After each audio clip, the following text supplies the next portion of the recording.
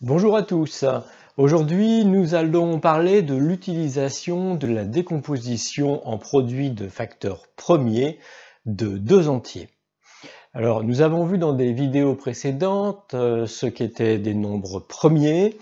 Nous avons vu comment est-ce qu'on pouvait décomposer un entier quelconque en produits de facteurs premiers. Et aujourd'hui, nous allons parler de PPCM et de PGCD, qui sont deux acronymes qui expliquent ce que l'on peut faire avec ces décompositions en produits de facteurs premiers. Alors, qu'est-ce qu'on peut faire avec deux entiers décomposés? On peut tout d'abord calculer le PGCD. Alors, le PGCD, c'est le plus grand commun diviseur. Donc, c'est un acronyme PGCD. Le plus grand commun diviseur, l'idée c'est de se dire que lorsque je prends deux entiers, je peux avoir, lorsque je regarde leur décomposition en produits de facteurs premiers, un certain nombre de ces facteurs qui sont communs aux deux. Et en particulier, si on prend les plus grands de ces facteurs communs et que l'on multiplie ces facteurs entre eux, on va avoir ce plus grand diviseur commun. Alors comment est-ce que l'on fait? Le mieux c'est de le faire sur un exemple. Donc ici vous avez un exemple où on a choisi deux entiers.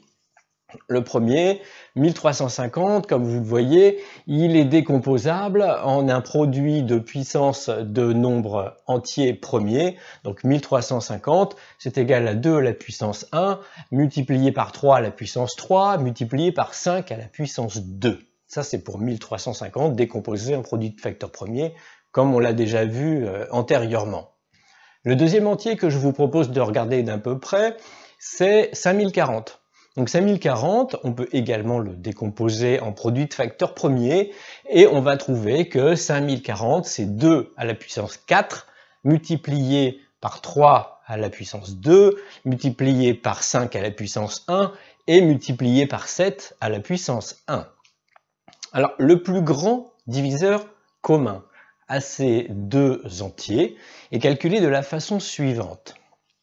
Alors tout d'abord, on va regarder dans ces facteurs que j'ai dans la décomposition de 1350 et de 5040 uniquement les facteurs qui sont communs aux deux nombres. Donc si vous regardez bien, 1350 dedans j'ai du 2, j'ai du 3, j'ai du 5, alors que 5040 dedans j'ai du 2, j'ai du 3, j'ai du 5, mais j'ai aussi du 7. Alors qu'est-ce qu'on va faire? On va prendre que les communs. Alors les communs aux deux nombres, ce sont le 2, le 3 et le 5. Donc je vais les prendre, donc je vais dire que le PGCD de 1350 et de 5040, c'est un produit de 2 fois 3 fois 5, seulement c'est 2, c'est 3 et c'est 5, élevé à une certaine puissance. Alors, pour savoir à quelle puissance on les met, ces facteurs-là, ben c'est simple, on prend la plus petite des deux puissances que l'on trouve dans chacune des deux décompositions. Donc par exemple le 2, si je regarde le 2, donc le 2, lui, sur 1350, il est à la puissance 1, sur 5040, il est à la puissance 4, donc là je vais prendre le 2 à la puissance 1 dans le calcul de mon PGCD. Pour ce qui est du 3, alors le 3 je l'ai des deux côtés, le 3 je l'ai à la puissance 3 sur 1350, je l'ai également à la puissance 2 sur 5040, donc je prends la plus petite des deux, c'est le 3 à la puissance 2. Alors ensuite il me reste le 5, je l'ai également des deux côtés, donc je dois choisir la puissance la plus petite des deux. Sur 1350, je l'ai à la puissance 2. Sur 5040, je l'ai à la puissance 1. Donc, je le prends à la puissance 1. Ce qui va nous donner un PGCD égal à 2 à la puissance 1 fois 3 à la puissance 2 fois 5 à la puissance 1. Et ça fait 90. Voilà. Donc, vous savez calculer un PGCD, donc le plus grand diviseur commun à deux entiers que l'on aura choisi au départ. Le PPCM, le plus petit commun multiple à nos deux entiers. Comment ça se calcule? Alors vous allez voir, c'est exactement comme pour le PGCD, il faut partir de la décomposition en produits de facteurs de nos deux entiers. Alors, si je reprends mon exemple, 1350 et 5040, donc on avait 1350 qui était égal à 2 à la puissance 1 fois 3 à la puissance 3 fois 5 à la puissance 2, et 5040 qui était égal à 2 à la puissance 4 multiplié par 3 à la puissance 2 multiplié par 5 multiplié par 7.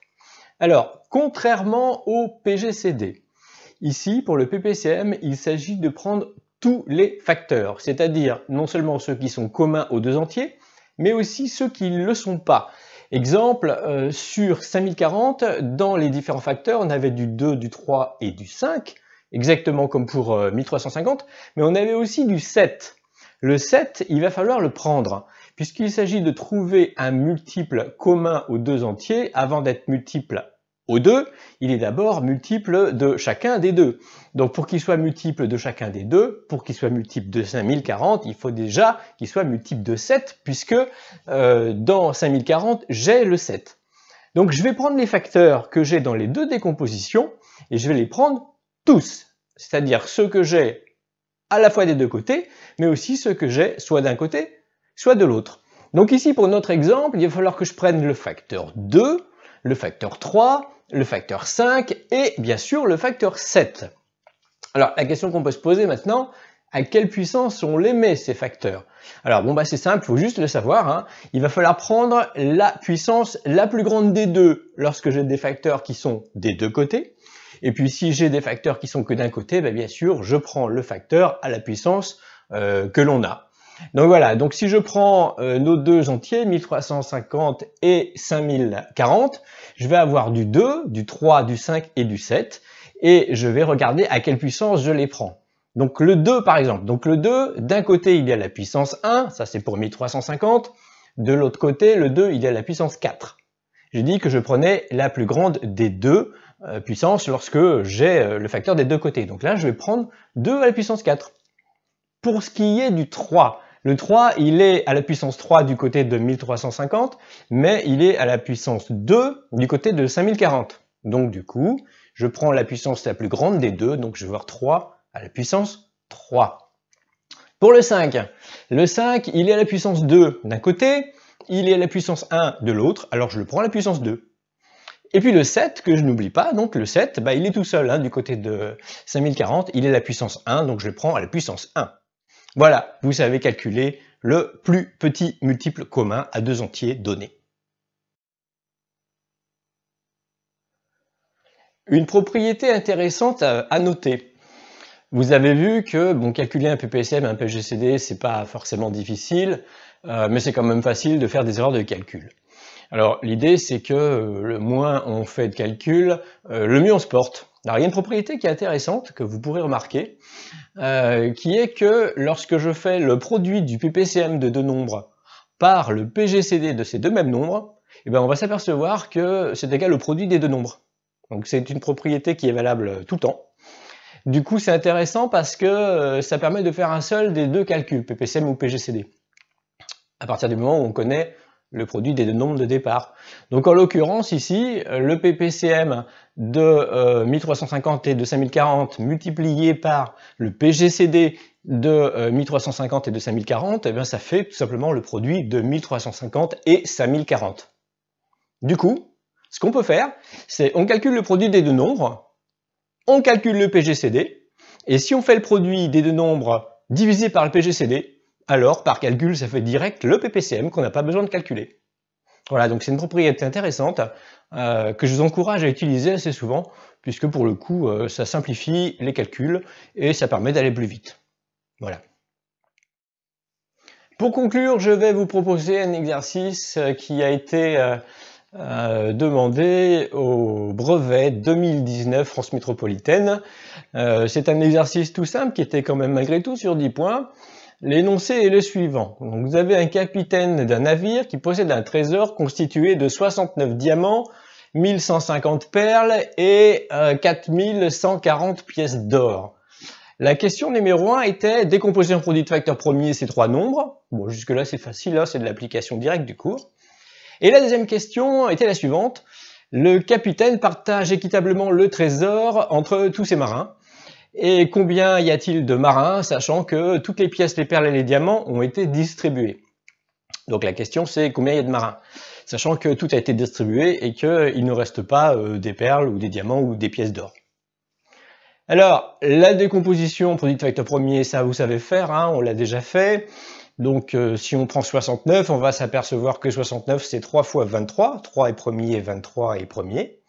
Si on prend 1150, donc les perles, c'est 2 fois 5 fois 5 fois 23, ça se décompose bien en produit de facteur premier. Et les pièces d'or, donc 4140, se décomposent en 2 fois 2 fois 3 fois 3 fois 5 fois 23. Voilà, donc là on a nos 3 décompositions de nos 3 nombres de différentes composantes de ce trésor en produit de facteur premier. Maintenant la question c'est comment est-ce qu'on fait pour partager tout ça dans un nombre entier de marins? Alors il va falloir déjà se dire que puisque le capitaine a réussi à partager équitablement entre tous les marins ce trésor, alors nécessairement le nombre de marins divise les 3 catégories diamants, perles et pièces d'or. Donc il va falloir trouver un diviseur commun à ces 3 nombres.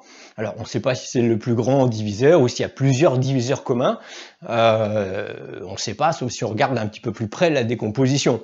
Alors si on regarde un petit peu plus près la décomposition en produit de facteur premier, on regarde dans 69 il y a quoi? Il y a 3 fois 23. On pourrait dire qu'il y a 3 marins. Et il va donner les 69 diamants. Sur les 3 marins, ça fait 23 diamants par marin. Bon, pourquoi pas. C'est soit 3, soit 23, soit, pourquoi pas 69 aussi, ça marcherait. On va regarder maintenant les perles. Alors les perles, j'ai du 2, 5, 5 et puis 23. Bon, donc là, je peux choisir quoi? 2, 5, 10, une combinaison hein, de ces facteurs-là, et j'ai aussi le 23. Et si je regarde le 4140, pareil, donc il se décompose, on va trouver un certain nombre de facteurs.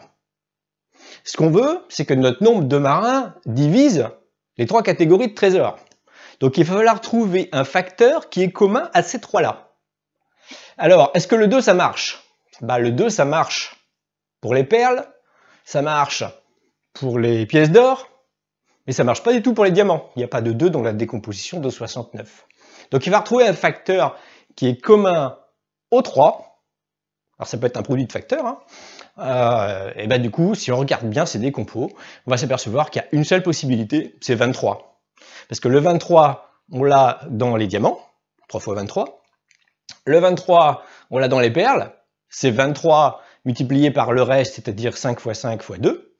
Et puis pour ce qui est des pièces d'or, le 23, on l'a. Donc le 4140, c'est 23 fois le reste, c'est-à-dire 5 fois 3 fois 3 fois 2 fois 2. Voilà, donc la seule possibilité que l'on ait, en termes de nombre de matelots, pour se partager équitablement ce trésor, eh bien c'est 23. Voilà, donc si on faisait ça comme ça, on avait 10 points au brevet en 2019. Voilà, vous savez maintenant tout faire. PPCM, PGCD, décomposition produit de facteur premier, rechercher des nombres premiers. Vous savez maintenant à peu près tout sur les nombres premiers. Voilà, à bientôt.